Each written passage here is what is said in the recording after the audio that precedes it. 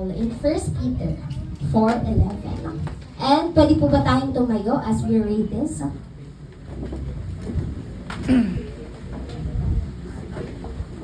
Okay, let's go. If anyone speaks, they should do so as one who speaks the very words of God. If anyone serves, they should do so with strength God provides, so that in all things God may be praised through Jesus Christ. To Him be the glory and the power forever and ever. Amen. Let's pray. Hallelujah, Lord. We thank you for your message today, Lord God. I pray and declare, Lord God, that may you release your power in this place, Lord God. And Lord, we release, Lord God, your anointing, Lord God, and your presence, Lord God. And I pray that everything, Lord God, na inihanda mo para sa mga anak mo, Lord God, may we be able to receive it completely and fully, oh God. This we pray in Jesus' name. Amen. Amen and amen. Hallelujah. So bago tayo dumako sa ating pag-uusapan. Amen. Amen. So sige po, bago po ang lahat, papakilala po muna ako. Ayan, ako po pala si Pastora Thea, your beloved youth pastor here in JCFC, together with Pastora Melly and Pastor Grayson. So, glory to God that we were given this opportunity to speak with you. Amen. So, going back to our topic, amen. Question. Ano po nakalagay? How many words do you say a day? Sino po dito makapag-estimate kung ilang words yung kanilang sinasabi every day? Na-record yun na po ba yung times na nagsalita kayo? Parang hindi pa, no? Hindi talaga natin na-record. Based on research, ito po yung sinasabi natin.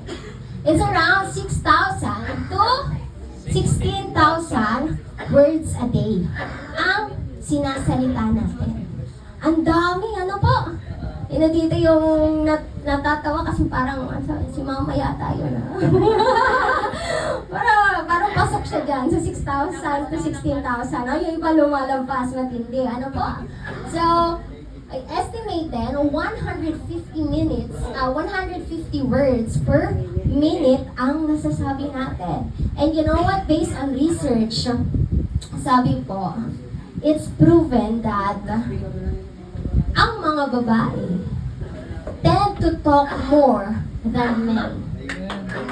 Around 1,000 to 3,000 words a day. Grabe! Oh, hallelujah! Alam niyo na po, sa mga tatay dyan, dahil ganun po tayo trinate ng Panginoon, talagang greater than talaga yung pagsasalita ng mga babae. Kaya huwag po kayo magalit, di ba? Alam niyo na yung reason kung bakit yung mga nanay niyo, di ba? Ang dami sinasabi, kasi kailangan greater than sila sa sinasabi natin per day. So around 1,000 to 3,000 words per day. Grabe, nakakapagod yun, ano? Amen? Hallelujah! Another question. Yung pagsasalita po ba natin, innate po ba sa atin yan? How many words do you speak? Yung pagsasalita po ba natin, innate sa atin yan? Yes. Yes! Di ba? Kakasagot ko nga lang po kanina, di ba? Innate po sa atin yan. Ang pagsasalita po natin, the ability to produce speech is innate sa atin. Ang hindi po innate sa atin or natural sa atin is yung pagsasalita ng specific language. Dahil yun po ay inaaral natin. Like for example, di ba yung English, hindi naman natin kaya yun sabihin dati. Inaaral natin yan. Tama po ba? But the ability to produce sound and speech, innate sa atin yan. Di ba? Baby pa lang tayo. Anong sinasabi nyo? Oo, ang tindi, mama agad, baby pa lang. Grabe, parang unga-unga lang, di ba sa iba? Chicken, mama na agad! Hallelujah! So, grabe ang ginagawa, ang pagkakagawa sa atin ng Panginoon. Amen? Dahil meron tayong ability to communicate with others. Amen? Hallelujah! And you know what? Words are powerful. Sabi po sa question natin, do you believe that words are powerful? Ano po sagot? Yes! Dapat malakas tayo magsalita kasi ang pinag-uusapan natin, the way we speak. Amen? Do you believe that words are powerful? Amen! Amen, yes. Bakit? Sabi sa Genesis 1:3, and God said, let there be light, and there was light. Sabi sa Psalms 33:6, by the word of the Lord, the heavens were made, their starry hosts by the breath of His mouth. Amen? Ibig sabihin, in the beginning, create ng Panginoon ang lahat ng meron tayo. Through the Word. Di ba? Amen! Hindi si Lord nagpukpok. Di ba? Hindi siya gumawa ng kahit ano. Anong sinabi niya? Let there be light. And there was light. Ibig sabihin, creation takes place through the spoken word of God. Kaya powerful ang salita. And even sa atin, mga tao, powerful ang salita. Do you agree with me? Yes. Amen. Tama, powerful ang salita dahil it can either build a person or break a person. Amen! Words can encourage. Words can discourage. Amen? Words can strengthen. Words can weaken.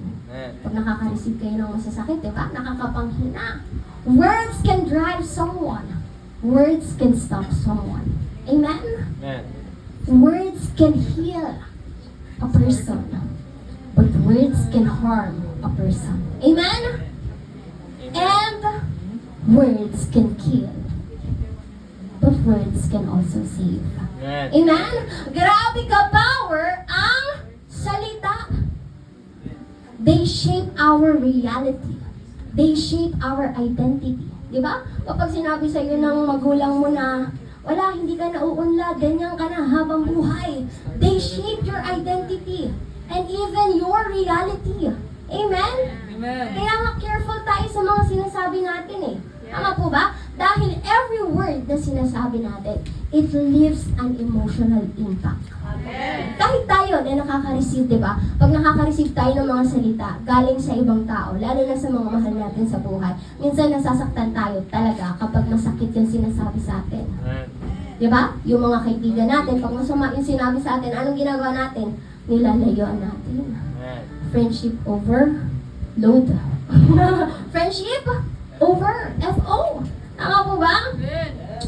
Kaya nga, dapat pag nagsasalita tayo, number 1, it must be words with,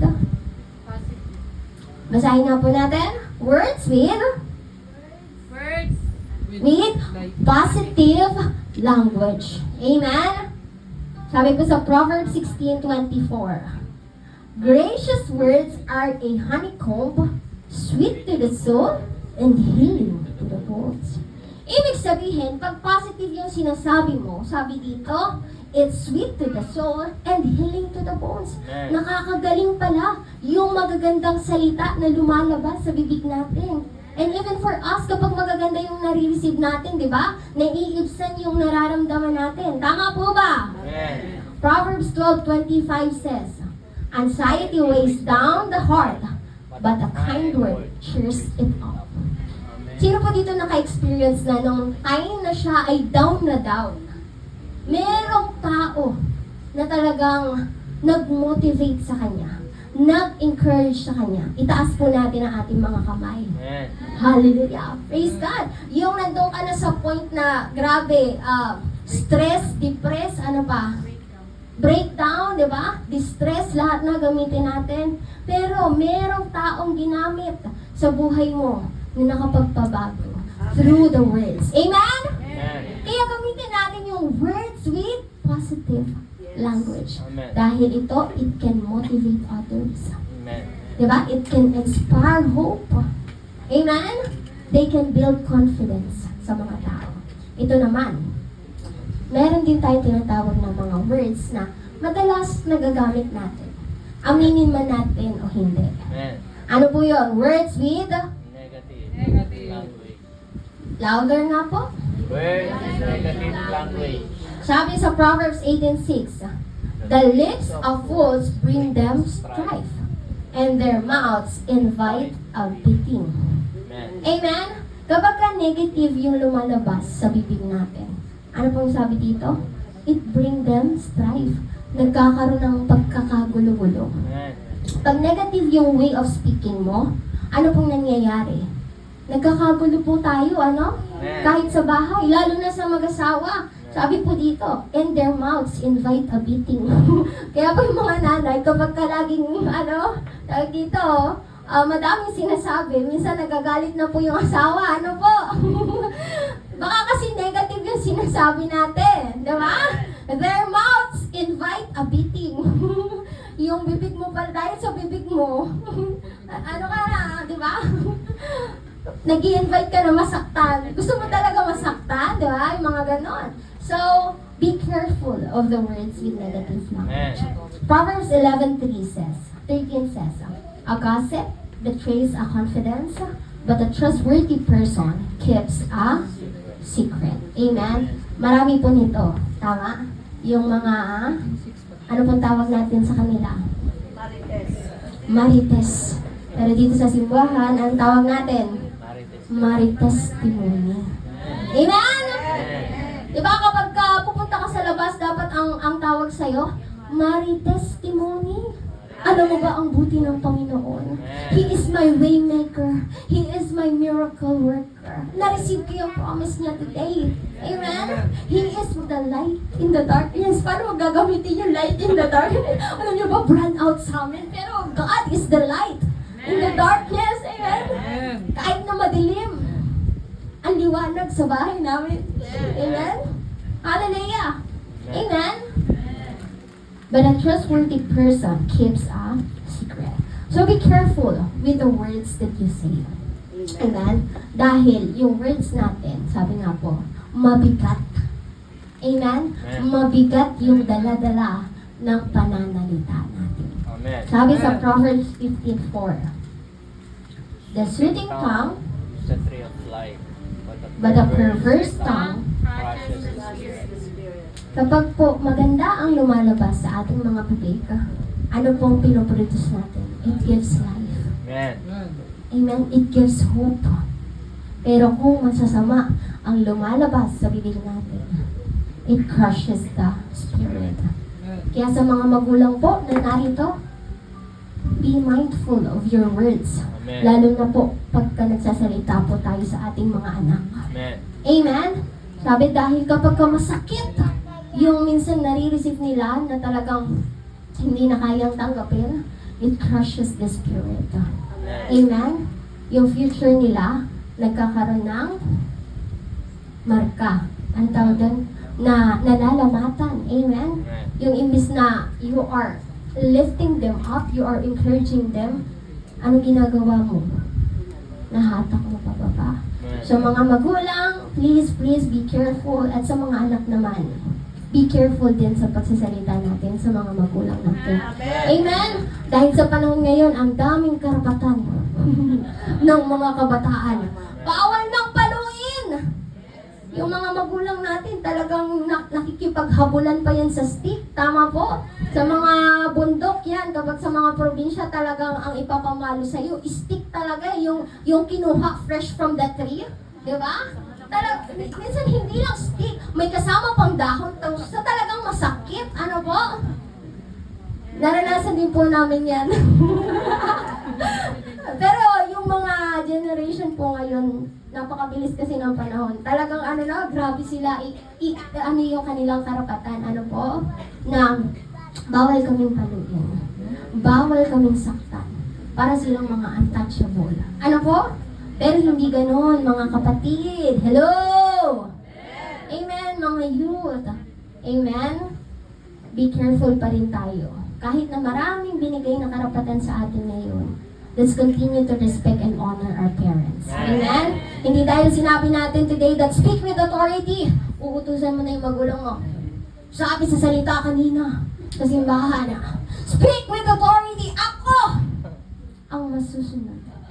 sa bahay na ito ay pinalabas ka. Sama na mga damit mo. Sige, do ka. Amen? Hindi po natin gagawin yun. Amen? So be careful and be responsible sa mga words po na gagamitin natin. Piliin, maigi yung mga salitang lumalabas sa ating mga bibig.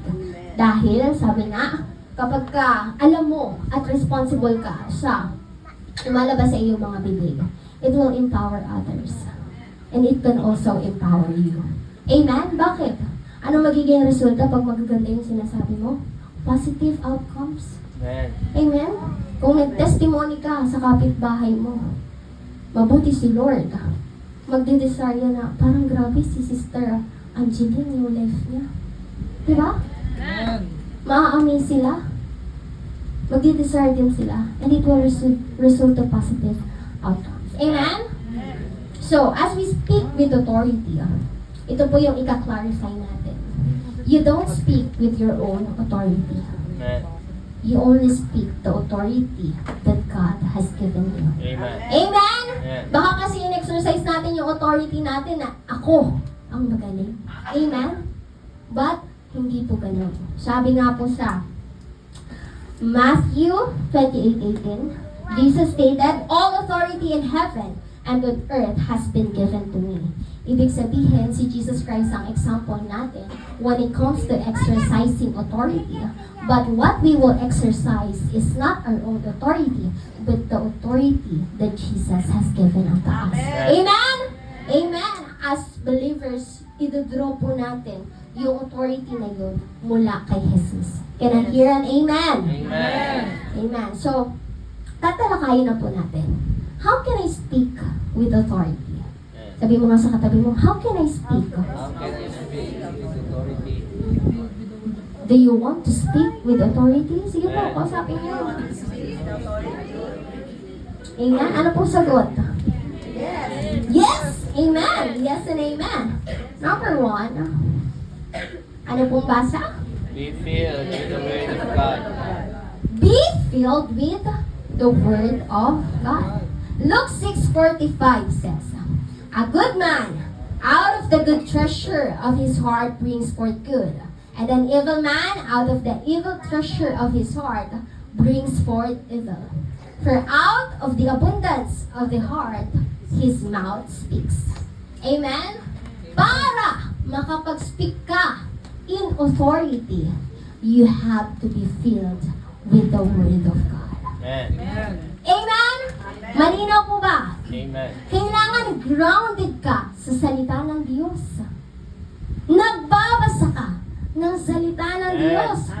Dahil sabi po dito, if your heart is full of the words of God, madali na sa iyong lumabas ang mga salita ng Diyos. It will come out naturally Amen. sa iyo.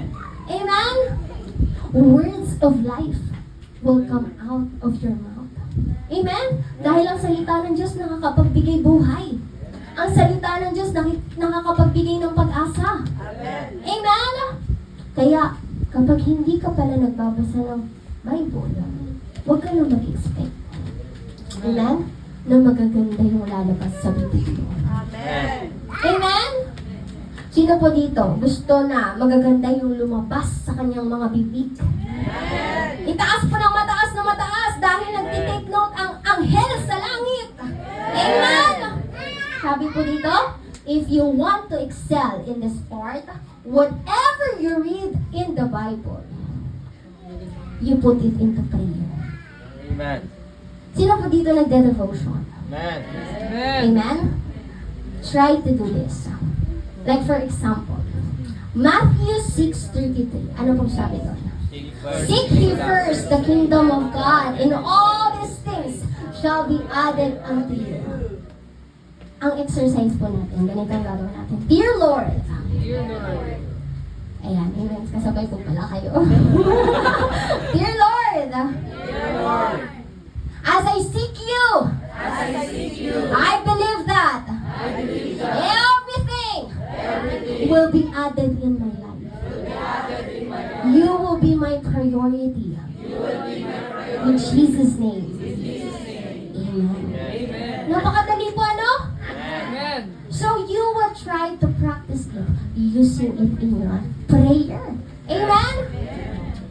Para ma-practice mo. At gagamitin mo yan saan? Pag sinabi natin, Sister Rika, you pray. Lord, we thank you. You start uttering the words na binigay sa iyo ng Panginoon. Amen. Amen? And as the day goes by, you will see yourself excelling on this part. Kaya pa-practicein niyo po yun. Amen? Gamitin niyo yun sa mga prayer niyo. Amen? Yung nabasa niyo, gamitin niyo sa prayer.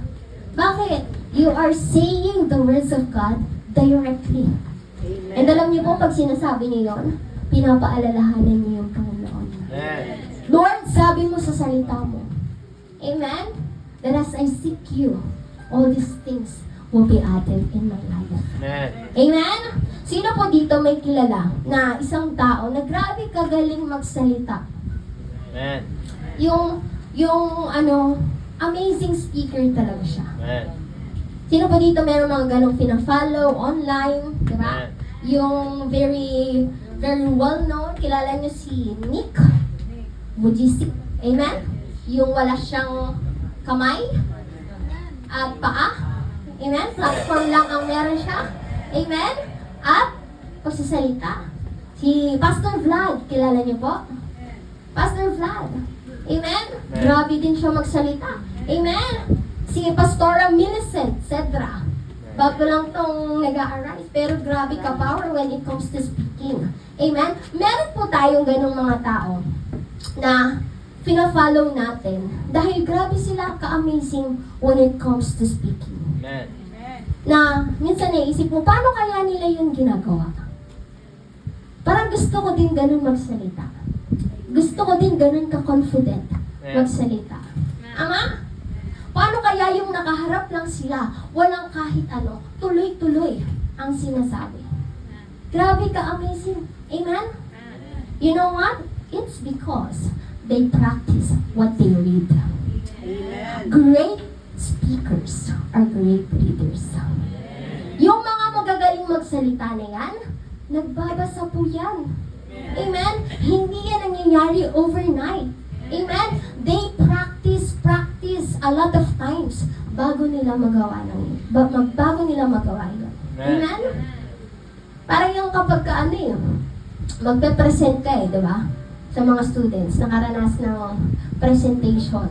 Di ba? Defense, thesis, research, report, and all. Pagkahaharap ka na, di ba? Anong gagawin mo pag merong binigay sa yung topic?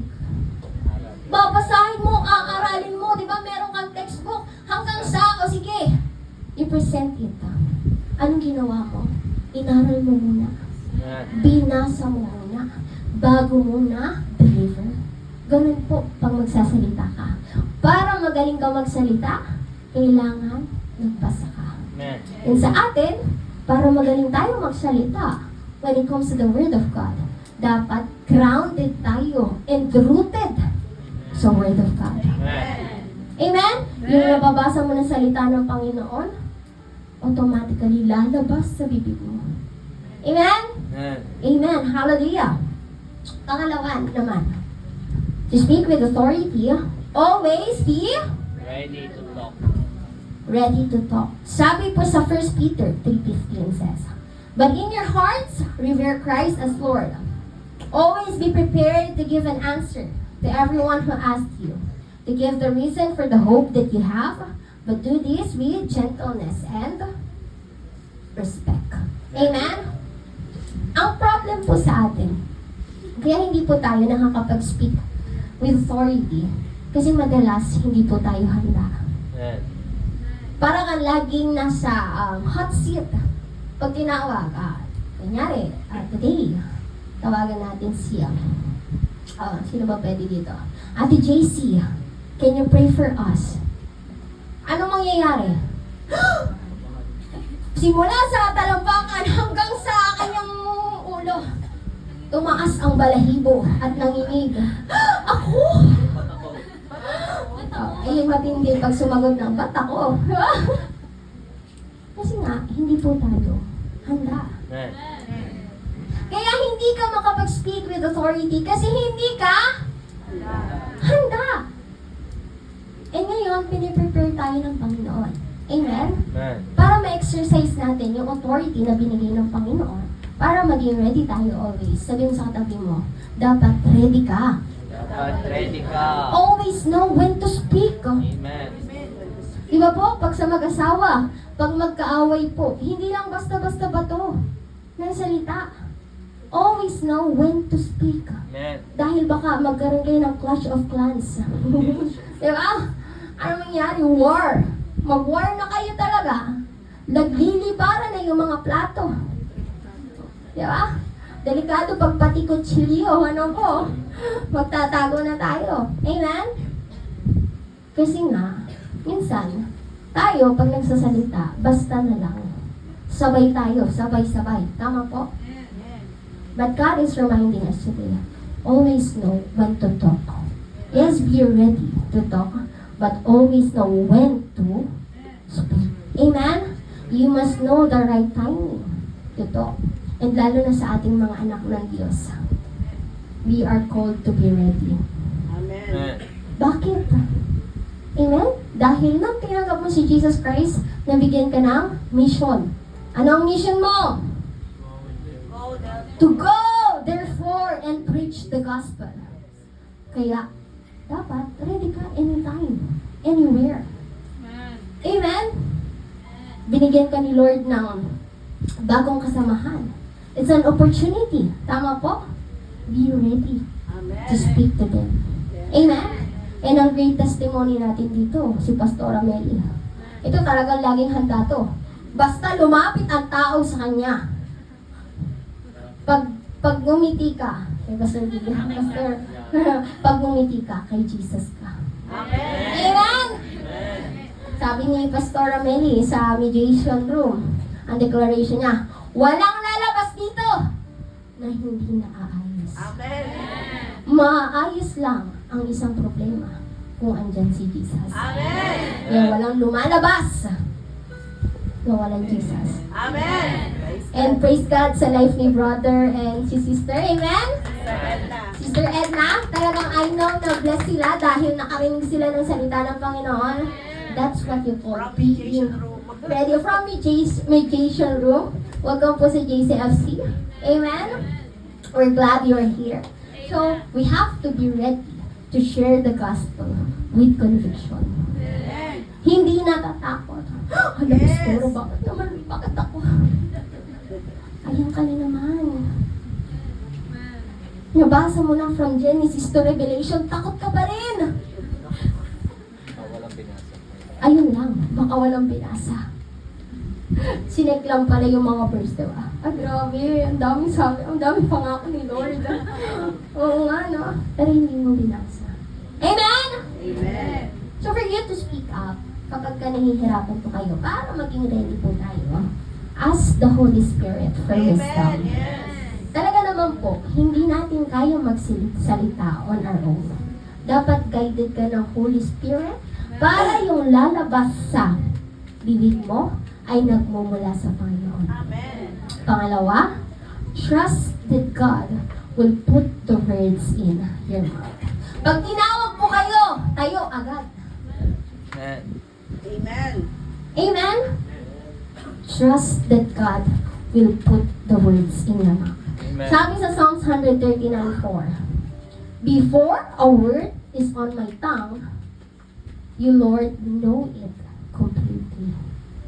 Ibig sabihin, bago mo sabihin, kapatid, nilagay na yan ng Panginoon sa bibig mo. Amen? Kailangan mo lang sabihin. Can I hear an amen? Amen. So that's the preparation for us. Diba? Bago tayo mag-speak in authority, kailangan meron tayong salita ng Panginoon at dapat ready tayo palagi magsalita. Amen? Pangalawa naman, ito naman yung mga bagay na dapat gagawin natin as we speak with authority. Number 1, speak truth in Love. Basahin nga po natin 2 Timothy 3:16. Speak truth. God breath and God breath and is useful for teaching, rebuking, correcting, and training in righteousness. Amen. Speak the truth in love. Amen. Sino po dito narinig ang Diyos sa kanyang buhay? Talagang hindi lang narinig, naranasan. Sino na patuloy pang nakaka-experience dahil nagbabasa ng word ni Lord? Amen. Sabi po dito, all scripture is God-breathed. Amen.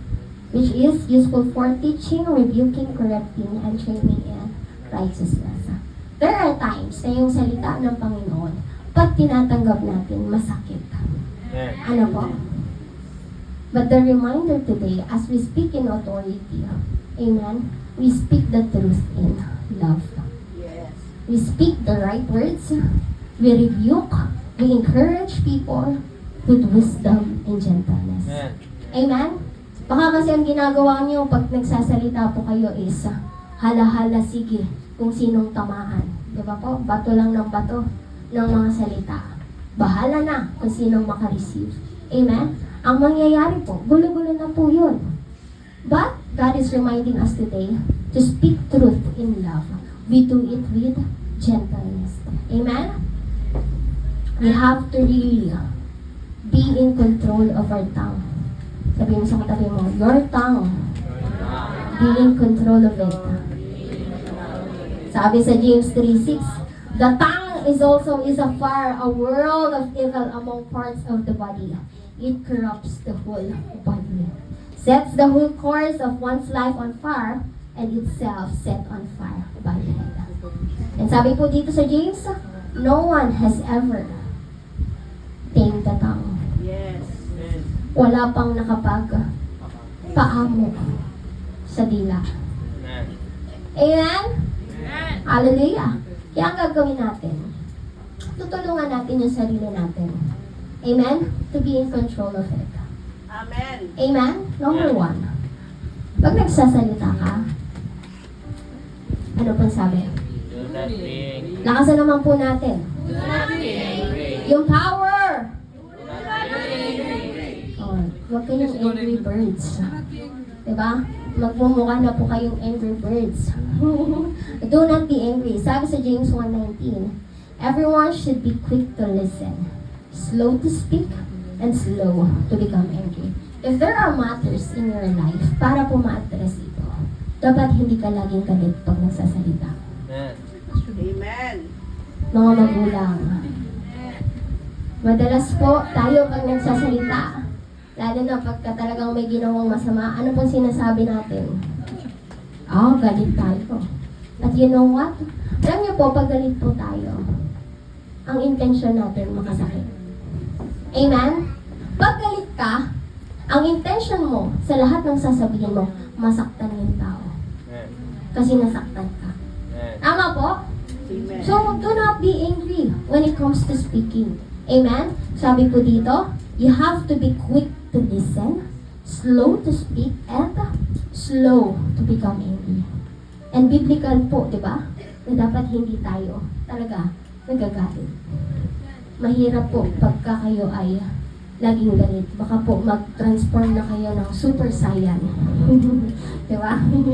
Hallelujah! Proverbs 15:1 says, a gentle answer turns away wrath, but a harsh word stirs up anger. Husband and wives, alam niyo po, you have to answer each other gently. Kapag po meron po kayong mga problema, you do it with gentleness. Amen. You talk to each other privately. Hindi niyo po yan i-address na nakikita ng ibang tao. Tama po? Amen. Kasi ang nangyayari kapag nakikita ng ibang tao, nasasaktan niyo po yung isa't isa dahil napapahiya po ang isa't isa. So husband and wives, di ba? Do not continue to always say harsh words. Amen? Dahil kayo ang inatasan ng Panginoon na magsama forever eh. Amen? So mga children naman natin, pag kinausap tayo ng mga magulang natin, we have to respond gently. Ano ba yan? Di ba ganon? O kaya, anong mangyayari sa'yo? Yung ano naman? Di ba? Ehem. Sino ang tinatamaan? More. More! Amen? Mga kabataan, let's be gentle sa pagsagot sa ating mga magulang. Hindi yung pag sinabihan ka na, bumili ka nga ng suka. Ako na naman, ano mas ginagawa ni Kuya? Bakit ako na lang lagi, sabi naman. Si Kuya Kag nandun lang, nagde-devotion ng devotion. Dami niya ng kinabsado. Ako na naman! Why me, Lord? Si Lord na yung pinasya. Amen? Sinabi ng mama mo, Nak, maghugas ka naman. Bakit ako? Teka lang. Ayun ang matindi, diba? Wait lang. Wait lang! Amen? Mga anak, sabi ni mama, ano mga sinasabi ni mama? Mag-sign ka muna doon. Sign ka muna para makakain tayo mamaya. Ano sagot? Wait lang. Wait lang, mamaya na. O sige. Amen? Mama na lang gagawa. Ang kasunod po doon, ano na kasunod doon? Hindi na kayo bati, di ba? 16,000 words. Ha? Kasunod doon, 16,000 words. Amen? Talagang mararanasan mo yun sa buhay mo. Na hindi ka lang nagsaing. So, it's prevention is better than cure. So, bago po tayo pagalitan and all, sumunod tayo. Amen? Amen. And mag-respond po tayo in a gentle manner. Yes. Pag sinabi sa'yo ng nanay mo na, Nak, maghugas ka ng plato. Ma, wait lang. Hindi ganon! In a gentle manner, di ba? Sunod ka na rin. Sabi nyo, later na lang, ma. Makakahuli. Makakahuli? Bakit ako? Bakit hindi si kuya, di ba? Ginawa ng gentle, hindi naman sumunod. Amen? So, wag po. Dapat may kasamang pagsunod. Amen. Sabi nga doon, gawin natin yung tamang paraan. Amen. Para din hindi po tayo makapag-stir up ng anger. And hindi din natin ma-stir up yung hate sa isa't isa. Amen? Amen. So, make sure that, lalo na sa mga magulang at bawat isa na nasa room na to speak for the right reason for us not to stir up hate. Amen? So, be clear sa mga sinasabi natin. Be honest, be truthful, but do it with respect and gentleness. Amen? Pangalawa, make every conversation seasoned with salt. Ano yan, pastora? Pag kami kausap kami, lagi kami may dalang asin. Hindi naman po. Napaka-literal naman po nun. So, kumbaga, every time na tayo ay nakikipag-usap sa ibang tao, kailangan yung mga taong may napupulot Amen. sa mga sinasabi mo. Amen? Be flavorful. Sabi mo nga sa kapito, Flavorful. be pleasant. Not harsh. Dapat ganun yung mga takbo ng usapan natin. Hindi na tayo yung mga marites. Maritestimony na. Alam mo ba, may na-receive akong answered prayers. Amen? Pinag-pray ko nung kahapon, pinagawa kami ni Pastora Thea ng faith goals na isulat ko dun yung TV namin. Alam mo ba kahapon? Sinagot agad ng Diyos. Amen. Ibig sabihin, nagtitake note talaga yung mga angels. And naka-priority yung prayer ko. Dapat ganun pa yung takbo ng conversation natin. Amen. Seasoned with salt.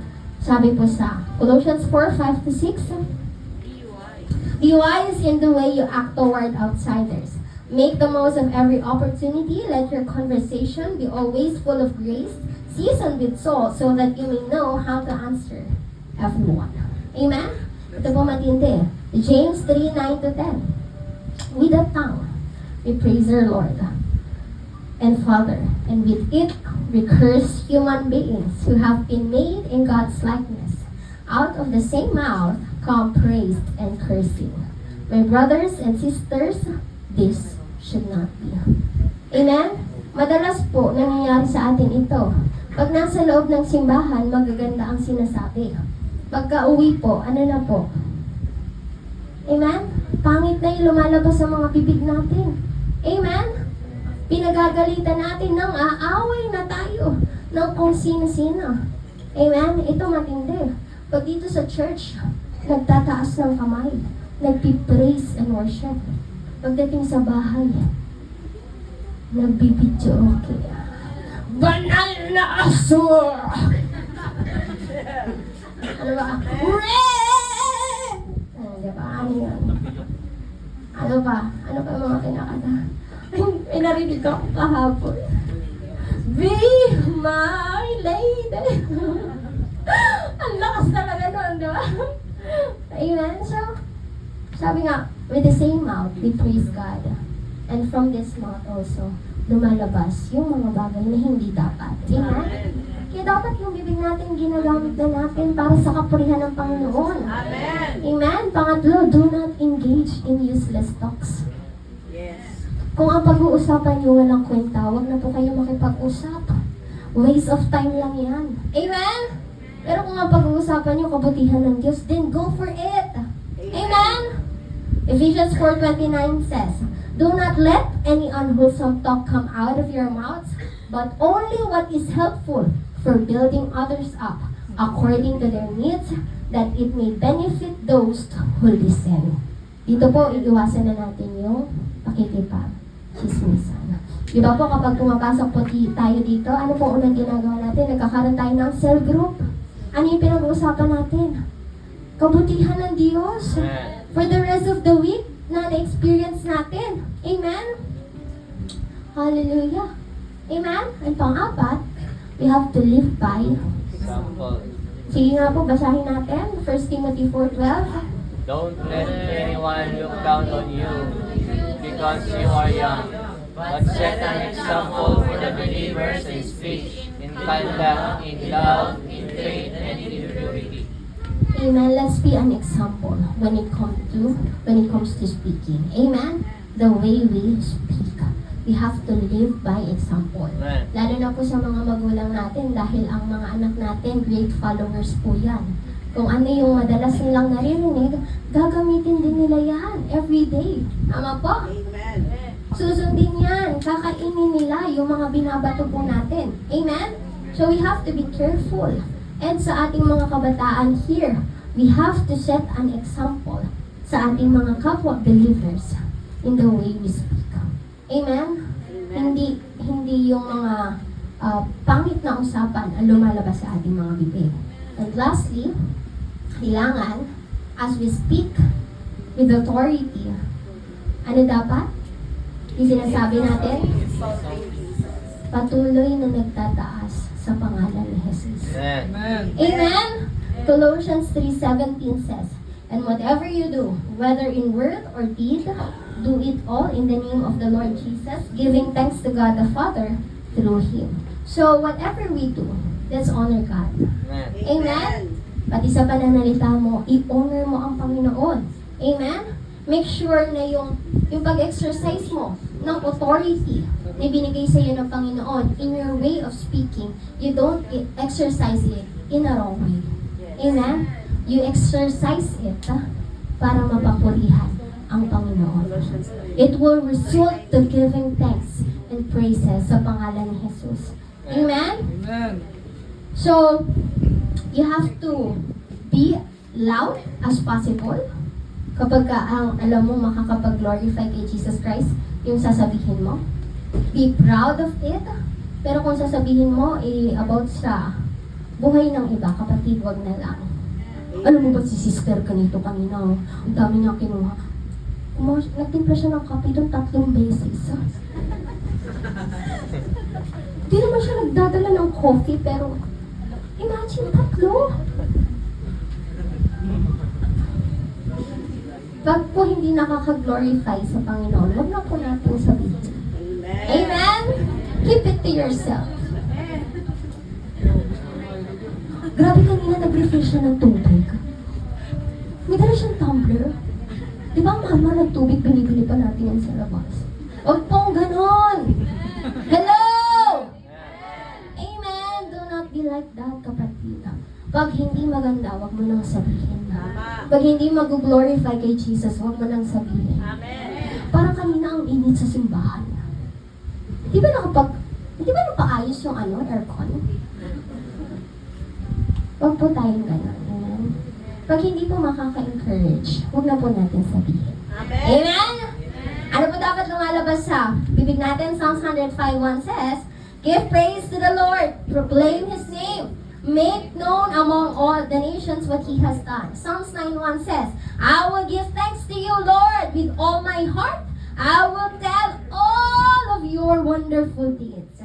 Psalm 71:8 says, my mouth is filled with your praise, declaring your splendor all day long. And you know what? Alam niyo ba kung bakit nandito tayo ngayon? Dahil meron tayong ginawa na very significant sa buhay natin. Amen. Sabi sa Romans 10:9, if you Declare with your mouth declare with your mouth that Jesus is Lord and believe in your heart that God raised Him from the dead, you will be saved. You know why we are saved? Because of our declaration Yes. that Jesus is Lord. Sabihin nga po natin, Jesus is Lord! Amen! So lahat po na sasabihin natin, it should keep exalting Jesus Christ. Amen. Amen? And bago po tayo mag-end, let me share my testimony with you po. Na kung paano ko na-encounter itong speaking with authority, the word. Amen. It was March 2024. Ayan. Kami po ni Pastor Jason ay na-invite to speak sa Mindanao. Specifically sa... Yes! Nagulat din ako kagabi because yung sa prepare ko na damit, nakadami na pa ako ng nilabas pero I don't know, but that's the leading of the Holy Spirit. Amen? So, it was March 2024. Kami ni Pastor Jason, we were invited to speak on the crowd. And that was the first time that we are gonna speak to a very large crowd. Talagang pag po tayo nagsasalita sa maraming tao, natural sa atin nakakabahan po tayo. Yung sinasabi natin na tatayo yung balahibo mo from the tip of your toes hanggang sa taas. Tension talaga. Amen? Amen. So, merong build out that time. Pero nung na-invite kami ni Pastor Jason to speak sa Mindanao, siyempre, kami mga bata talaga, we are so excited, challenged, and parang sabi natin na gusto din natin ma-experience yung mga ganitong bagay. So, ang ginawa namin, tinanggap po namin. So, ang ating pong naging speaking doon or yung training na ginawa po natin is all about sa how to effectively and easily share the gospel. You know, the CMC training po. So, nag-share po tayo doon. So, ano lang po namin, yung pag-share po namin doon, wala po kami module. Binigyan lang po kami na, oh, ito yung part mo. Pastor Jason, ito ka. Amen? And then, during that time, before that day, nagkaroon lang kami ng huddle with Pastor Eugene. Nagkaroon kami ng bonding. Ayun, tapos sinabi ni Pastor Eugene, ito yung mga sasabihin nyo. Kami naman, sige. Ayun, tsaka lang kami inaral. Kasi talaga namang trained naman po tayo when it comes to evangelism and dun sa atin pong CMC training. Pero iba po kasi, yung ikaw yung nakikinig sa ikaw yung magsasalita. Amen?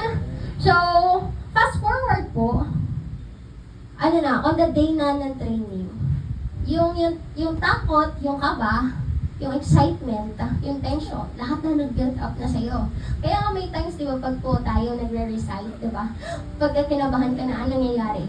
Mental block na po, nawawala ka na, amen? Kabisado yung sasabihin mo, pero, pag dumating na yung time na nasa harapan ka na, pag nakita mo yung mga tao nakatingin sa'yo, anong mangyayari? Nadidistract ka na, kinakabahan ka na, parang, bakit, ano ba? Kaya parang ganun, ano ba sasabihin ko, Lord? Amen? So, ano nangyari? Fast forward. Nag-praise and worship na, and all, nagsalita niya si Pastor Eugene, since kabisado niya yun, training na yun, magaling. Amen? Kasi kabisado niya yung ginagawa niya eh. Pero kami ni Pastor Jason, medyo kabado talaga kami. Pero it's an opportunity. Oh. You know what? After praise and worship, before we were given a mic, tinawag kami ni Pastor Eugene. And you know what? Nung pag-turn na namin, sabi niya, Anak, speak with authority. Amen. Amen? At that point, amen, yung tension na na-build up, yung takot na na-build up, nawala lahat. Amen. Na-wash away lahat. Sabi nga doon, we were empowered to speak with a lot of people. And kapag po dumating yung time na tayo ay may opportunity to speak to a lot more people, we will grab it. You know why? Dahil we were given a word of encouragement Amen. to speak with authority. Amen. Whenever you are given a platform, speak with authority. Amen. You don't speak your authority, but you speak the authority of God in you. Amen. Amen? Hindi ikaw ang makikita, kundi ang Diyos sa buhay mo. Amen? And until now, I have that very words in my mouth. Amen. Amen. Speak with authority. Amen. Sabi mo sa katabi mo, speak with authority! Authority. Speak with authority louder! You have the power of God in you! The power of You God in speak you. with authority. Amen. So in conclusion po, let's read aloud. Start speaking with authority. Be full of God's word. Be ready to answer at all times. Proclaim the truth in love and elevate Jesus. Amen. Pwede po ba tayo lahat tumayo? Magkakaroon lang tayo ng declaration.